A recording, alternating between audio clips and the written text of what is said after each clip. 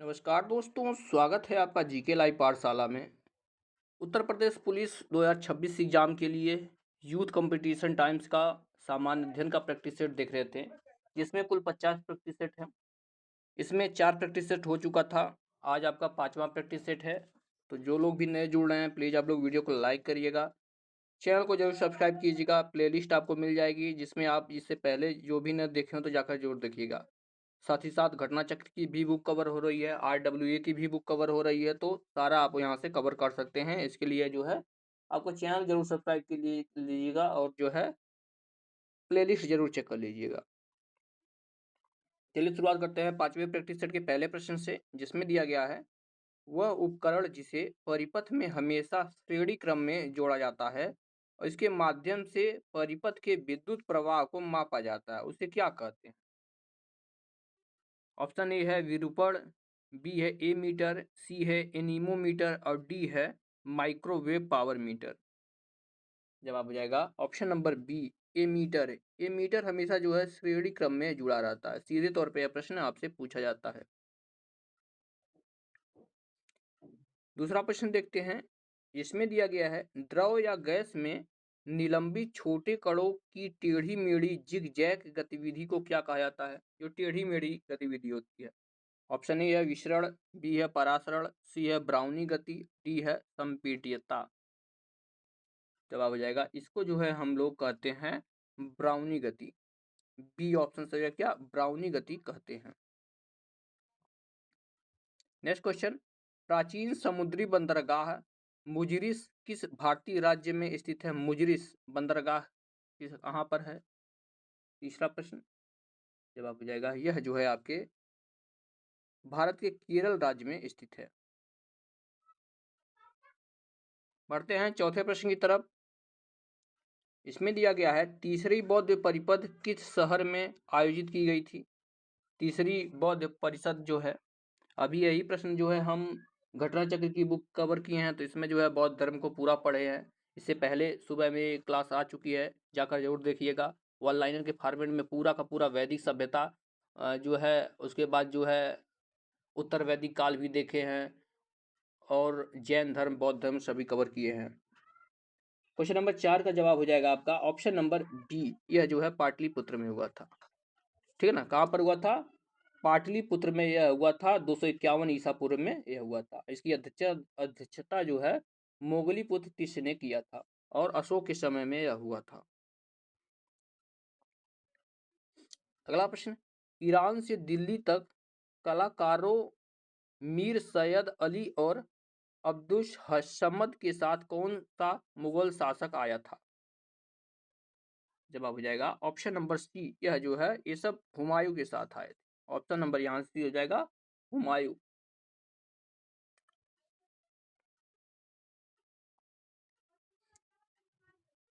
छठा प्रश्न देखते हैं। मिश्र धातु गुलाब सोने में सोने के अलावा अन्य कौन सी धातु शामिल होती है? गुलाब सोने में सोने के अलावा और कौन सी धातु होती है? ऑप्शन ए है प्लेटिनम, बी चांदी, सी क्रोमियम और डी है तांबा। तो इसमें जो है तांबा मिलाया जाता है। डी ऑप्शन जो है क्या मिलाया जाता है? तांबा मिलाया जाता है और इससे जो है आभूषण बनाए जाते हैं। अगला प्रश्न, मोनोमर क्रेप्टिलेक्सस किस बहुलक को प्राप्त करने के लिए बहुलीकरण किया जाता है? 7वां प्रश्न। जवाब हो जाएगा इसके लिए जो है नाइलॉन 6 का प्रयोग किया जाता है। डी ऑप्शन, बी ऑप्शन सही हो जाएगा किसका?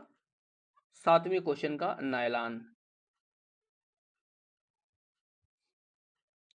नेक्स्ट क्वेश्चन दिया गया है गैल्वेनाइजेशन का मतलब इस्पात को किसकी पतली परत के साथ आवरण करना है? यानी जो है इस्पात के ऊपर कौन सी पतली परत चढ़ाई जाती है जिसको गैल्वेनाइजेशन कहा जाता है? जवाब हो जाएगा इसके ऊपर जो है जस्ता की परत चढ़ाई जाती है। बी ऑप्शन सही है, जस्ता की परत चढ़ाई जाती है। इससे जो है संक्षारण नहीं होता, यानी जो है उसके ऊपर जंग नहीं लगता है। बढ़ते हैं 9वें प्रश्न की तरफ। प्रश्न दिया गया है पर्यावरण संरक्षण से संबंधित मामलों के प्रभावी और त्वरित निपटान के लिए कौन सा प्राधिकरण स्थापित किया गया था? जवाब हो जाएगा इसके लिए जो है राष्ट्रीय हरित प्राधिकरण स्थापित किया गया था। बी ऑप्शन हो जाएगा क्या, राष्ट्रीय हरित प्राधिकरण।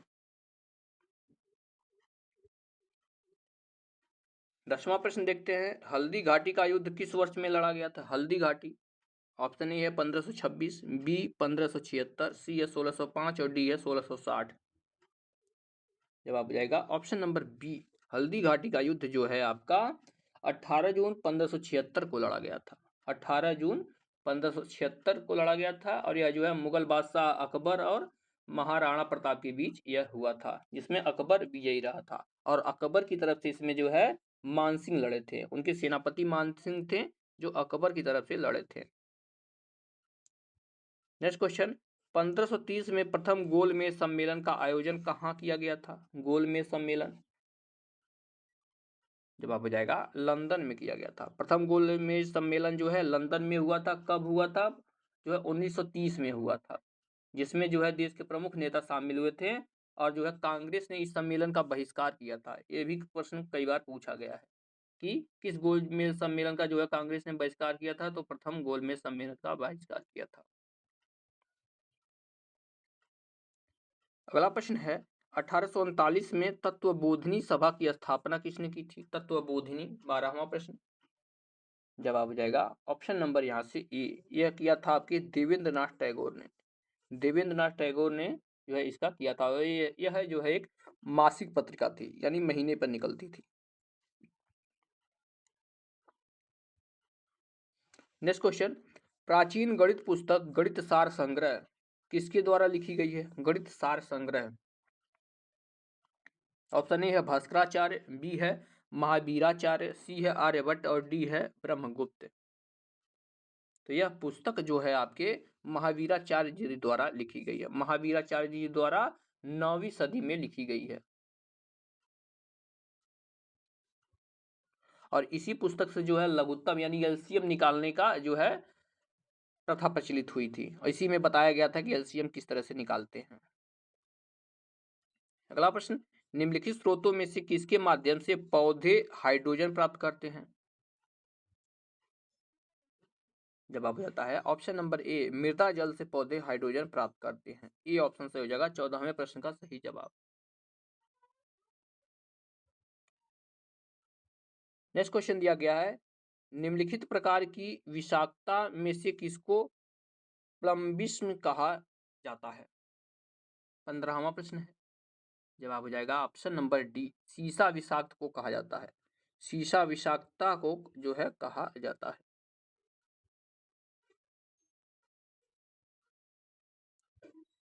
बढ़ते हैं 16वें प्रश्न की तरफ। इसमें दिया गया है, निम्नलिखित में से भारत में प्रत्यक्ष विदेशी निवेश को कौन नियंत्रित करता है? ऑप्शन ए है सहकारी समितियां, बी है भारतीय रिजर्व बैंक, सी है इंडियन ओवरसीज बैंक और डी है भारतीय स्टेट बैंक। तो इसका नियंत्रण जो है आपके भारतीय रिजर्व बैंक के हाथ में होता है। बी ऑप्शन हो जाएगा किसके हाथ में होता है? भारतीय रिजर्व बैंक के हाथ में होता है। आते हैं अगले पेज पर। जो लोग भी नए जुड़ रहे हैं एक बार प्लीज फिर से बोल रहे हैं, वीडियो को जरूर लाइक कर दीजिएगा। नेक्स्ट क्वेश्चन, निम्नलिखित में से कौन सा दीर्घकालिक विकास और हमारे विश्व को बदलने के लिए अग्रणी सिद्ध हो सकता है? 17वां प्रश्न है। तो यह जो है आपका औद्योगिकरण और आधारभूत संरचना संबंधी विकास, डी ऑप्शन हो जाएगा क्या, औद्योगिकरण एवं आधारभूत संरचना संबंधी विकास। अगला प्रश्न देखेंगे 18 नंबर का। इसमें दिया गया है, यह जो है चिन्ह किसका है?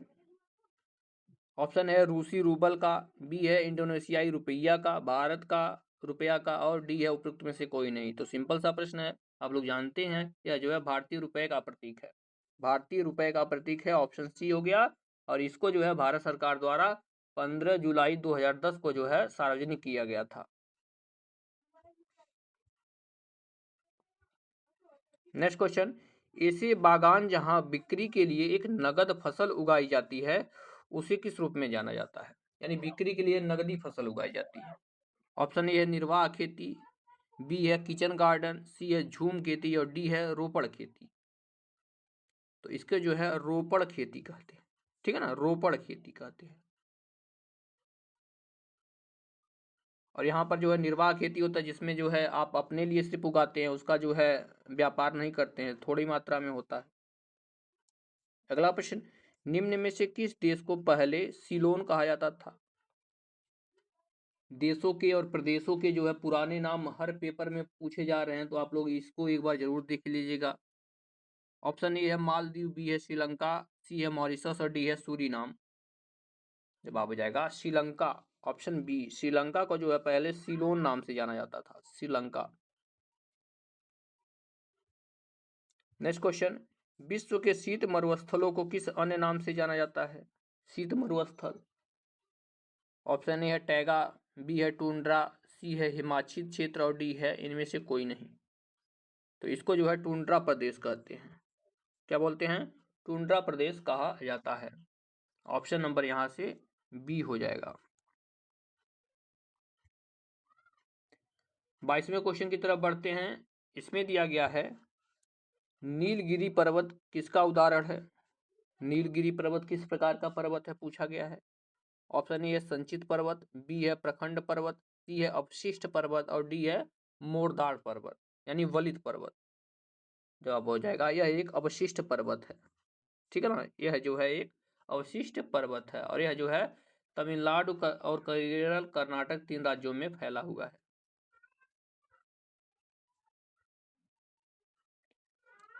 23वां प्रश्न, यमुना और बेतवा नदियों का संगम कहां पर होता है? यानी यमुना और बेतवा नदी एक दूसरे से कहां पर मिलती हैं? जवाब हो जाएगा यह जो है हमीरपुर के निकट मिलती हैं, डी ऑप्शन से हो जाएगा हमीरपुर।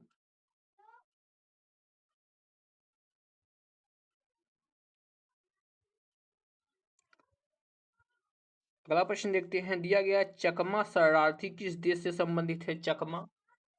ऑप्शन ए है नेपाल, बी है बांग्लादेश, सी है पाकिस्तान और डी है श्रीलंका। तो चकमा जो है बांग्लादेश के शरणार्थी हैं, बी ऑप्शन सही है। यह जो है बांग्लादेश के शरणार्थी से संबंधित है और यह जो है 1964 से 1969 के बीच जो है अरुणाचल प्रदेश में आकर बसे थे। नेक्स्ट क्वेश्चन, निम्नलिखित में से संगीत के लिए कौन सा सम्मान दिया जाता है? संगीत के लिए ऑप्शन ए है व्यास सम्मान, बी है इकबाल सम्मान, सी है कालिदास सम्मान और डी है कबीर सम्मान। तो यह जो है आपका कालिदास सम्मान है, जो कि मध्य प्रदेश सरकार के द्वारा दिया जाता है और यह जो है एक शास्त्रीय संगीत के क्षेत्र में दिया जाने वाला पुरस्कार है। 26वां प्रश्न दिया गया है, विश्व जल दिवस कब मनाया जाता है? वर्ल्ड वाटर डे की बात हो रही है। जवाब हो जाएगा यह जो है 22 मार्च को मनाया जाता है विश्व जल दिवस। अगला प्रश्न, हरिवंश राय बच्चन को उनके किस काव्य संग्रह के लिए जाना जाता है? हरिवंश राय बच्चन। जवाब हो जाएगा इन्हें जो है मधुशाला के लिए जाना जाता है। यह जो है इनकी बहुत ही फेमस कृति है मधुशाला। तो इनकी जो है कृतियों की अगर बात करें जाए तो मधुशाला है, मधुबाला है, मधुकलश है, ये सब इनकी जो है फेमस कृतियां हैं। इनके जन्म की अगर हम बात करते हैं तो इनका जन्म 27 नवंबर 1907 को इलाहाबाद में हुआ था।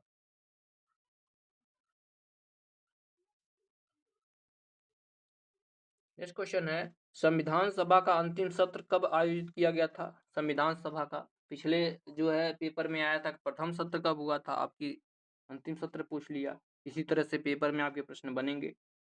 जवाब हो जाएगा ऑप्शन नंबर बी। अंतिम सत्र जो है 24 जनवरी 1950 को हुआ था। कब हुआ था? 24 जनवरी 1950 को हुआ था। इसके बाद संविधान ने 26 जनवरी 1950 से 1951-52 में हुए आम चुनावों के बाद नई संसद का निर्माण तक भारत का अंतरिम संसद के रूप में काम किया था। नेक्स्ट क्वेश्चन, भारत के संविधान सभा के अध्यक्ष कौन थे? संविधान सभा के 29वां प्रश्न है। तो ये थे आपके doctor Rajendra Prasad, B option से। कौन थे? डॉक्टर राजेंद्र प्रसाद थे, जो कि 11 दिसंबर 1946 को अस्थायी अध्यक्ष चुने गए थे।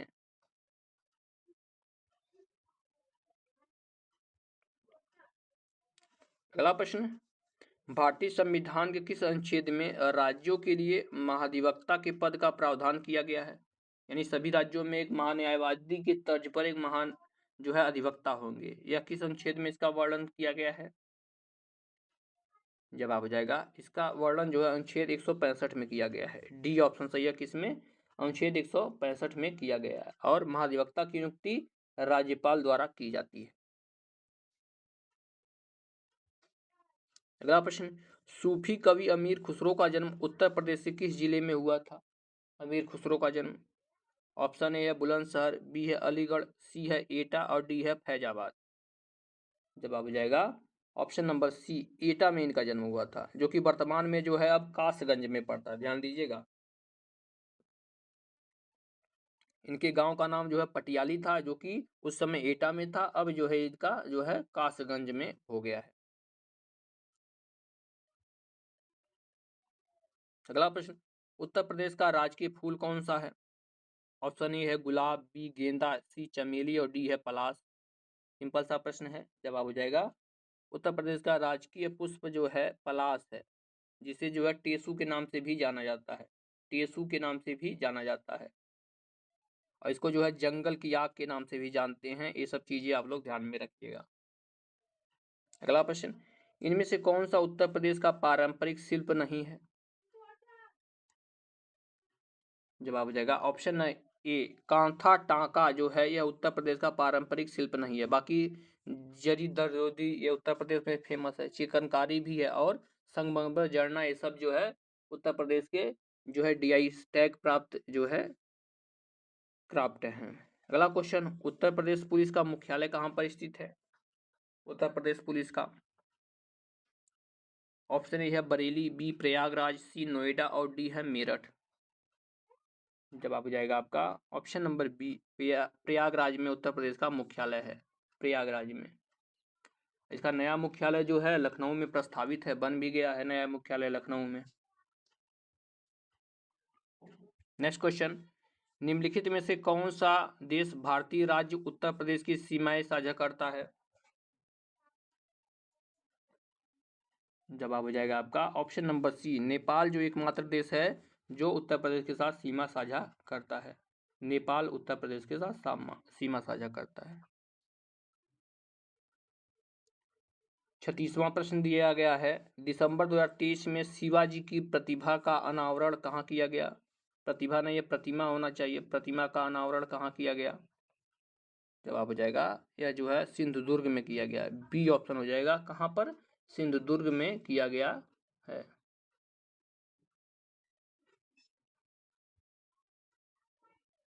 अगला प्रश्न, दिसंबर 2023 में भारतीय वानिकी अनुसंधान और शिक्षा परिषद की पहली महिला महानिदेशक किसे नियुक्त किया गया है?